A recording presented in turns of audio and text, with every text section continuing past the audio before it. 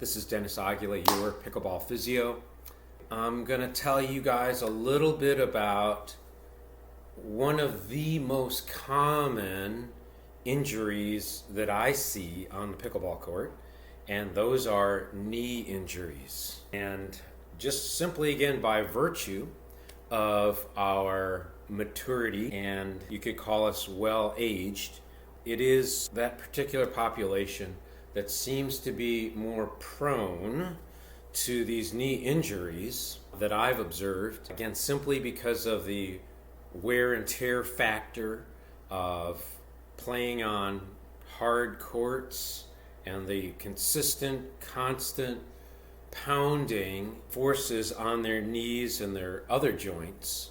So if we look back a little bit on anatomy, and what I see is that my female clientele appear to have these greater propensity for knee injuries simply by virtue of their anatomy.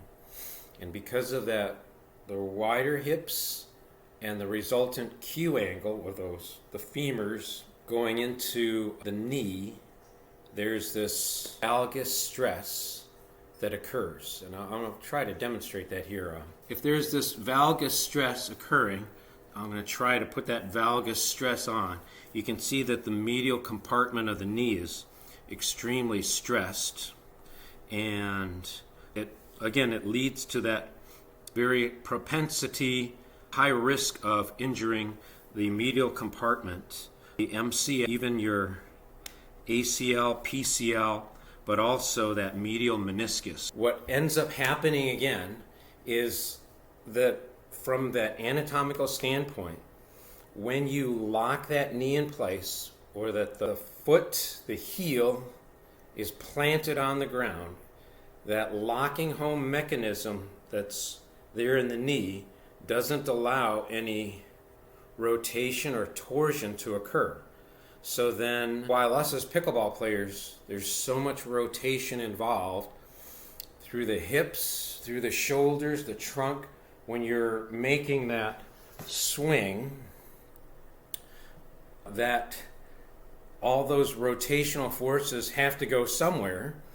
Typically, they'll make it up through the hip or the back. The locking of the knees, that's what I've seen too as a movement specialist in watching these pickleball players play. They'll often lock their knees into place, and then all this extra bending and twisting occurs at the hips with their knees locked in that place. And I just heard the crunch and the crackle occurring if I lock that knee into place. That's the mechanism for where a lot of knee injuries take place in pickleball. There's, as I said, with the locked knee, that seems to be the key for injuries that will occur in us as pickleball players.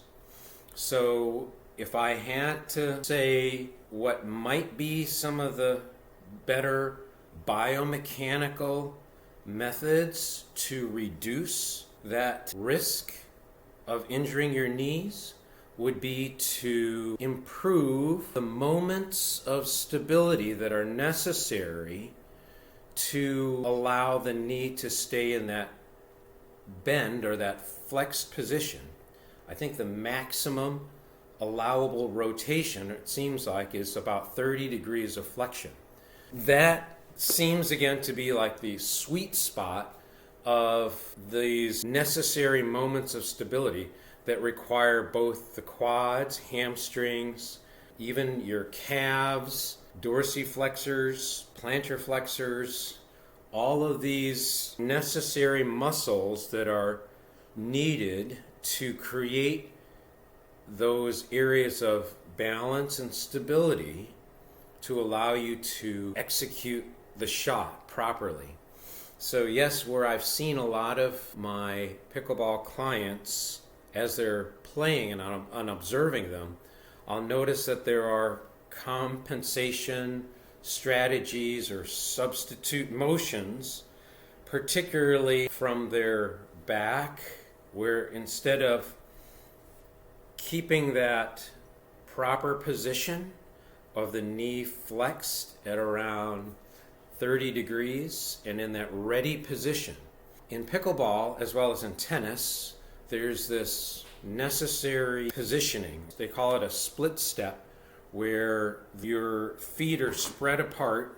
Split step occurs when the knees are a little bit flexed, and after you see where the shot is going, there's this split step and the knees are a little bit flexed and you're on the balls of your feet.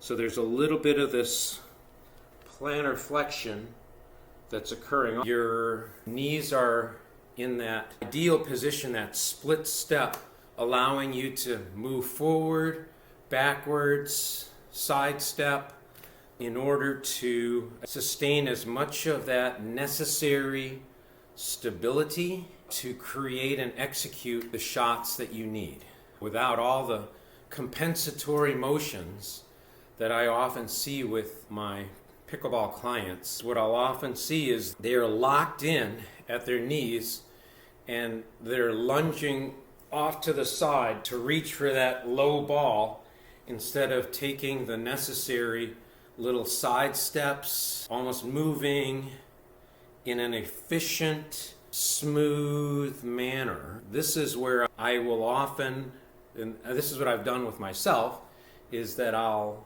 often try to have a video done of myself playing or a video of my clients playing so that we can watch it and then see how efficient or how smooth they move or how they position their bodies in such a way to execute the shot without putting that additional strain on their knees or even their hips or their back because they don't have, again, that stability or flexibility in one of these joints, whether it's the hip, the back, even the knee. For knee injuries, those are what I tend to see as some of the ways that these injuries can occur. Going back to the mechanics of the knee injuries that take place, when the knee remains straight and you're locked in, let's say my players are at the kitchen and their knees are locked in and their heels are down and their foot is just planted there, and as they go to bend, twist, and then try to execute their shot with their knee locked into place, there's so much more force within the knee that doesn't want to rotate, and there again lies the meniscus, the MCL, that's almost begging for an injury to take place. And they'll feel that tweak right away, as I know all too well of having suffered a meniscus knee injury from what I'd have to say is, on my part, was a lack of true conditioning and even knowledge of what I had to do to prepare. So after my meniscus knee injury, which I was unable to do any bending, I lacked so much flexion, range of motion. I could not squat, of course, could not do a yoga pose, the child's pose. It was just exquisitely painful. And how I dealt with it was, yes, the usual rice method. But then after I got past this little bit of acute phase, I knew that I needed reps. I knew I needed circulation to flow into that knee to help heal up that meniscus injury. And I found, for me, the best place was in the water. And I have a pool that I can get into, and I can do all these motions, the squats, the lunges, and practicing those moves that I needed to do, both forehand, backhand, in the water, and placing my knee in that 30, 40 degrees of knee flexion and allowing those motions to occur in a state of minimized weight-bearing load, but going through the full ranges of motion. So yes, starting off in the pool for me was key, and then translating it into some of my gym work that I would do that you might have seen on some of my other Instagram reels, but some of my favorites were on the treadmill, especially walking backwards with a bit of incline, and then really activating my quads, hamstrings, plantar flexors. And I'd also put the treadmill on slower speeds, and then I'd practice my side stepping on the treadmill, just so that I knew that while I'm in the kitchen, I'm going to need to do these side steps with that little bit of knee flexion, that little bit of plantar flexion where I wasn't planted on my heels, and again trying to find that co-activation of my quads, hamstrings, plantar flexors, lower leg muscles to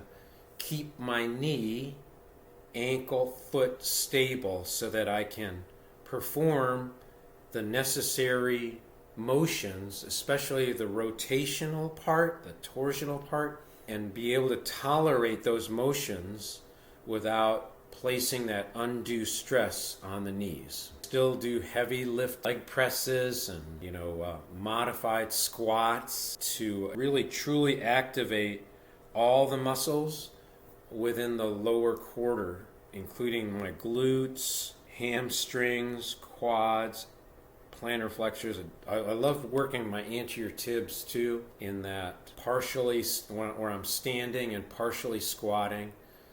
And even while I'm on the leg press, I'll lock out into some full extension or partial flexion and then activate my dorsiflexors in that way.